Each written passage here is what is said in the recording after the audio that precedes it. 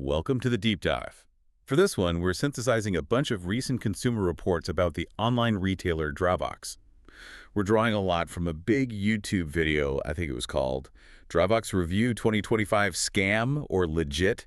That's right. And we've pulled a few other sources too, and our goal here is to really extract the key patterns. We're talking product quality, customer service, and some financial practices that came up so you know what you're getting into. Okay, let's jump right in. The main issue, the one that comes up again and again, it's this huge gap between the ads and what you actually get. Right. And what's interesting is that you do get a product. It's not one of those scams where you pay and get absolutely nothing. Ah, so it's more of an expectation scam. Exactly. The source material is full of people saying the product is just way below expectations. Can you give us like the most common example, the one that really paints the picture? Oh, absolutely. The big one is clothing. They'll have these amazing photos of, high quality knitted looking sweaters and things. Hmm.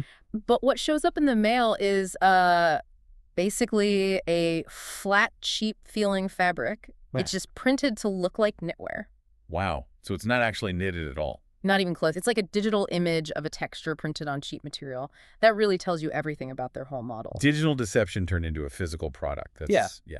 So you get this disappointing product. Yeah. Then what? Yeah. The post-purchase experience, the customer service, is described as a total headache. And you can see how that fits together, right? That The difficult return process, it doesn't feel accidental. It feels like it's part of the plan. How so?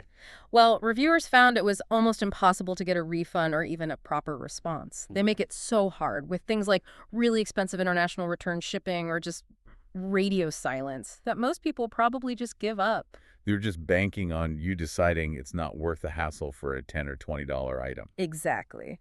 And on top of that, there were some pretty big financial red flags that came up. People mentioned seeing weird billing stuff. Okay, that sounds more serious than just bad quality. It is. This is the really sketchy detail.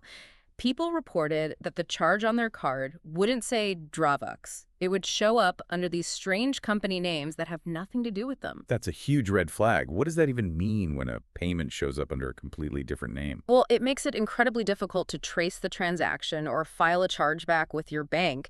If the payment processor is some shell company in another country, it just adds this whole layer of legal and financial murkiness. So it basically protects them and leaves the consumer with very little power. Pretty much, it complicates accountability.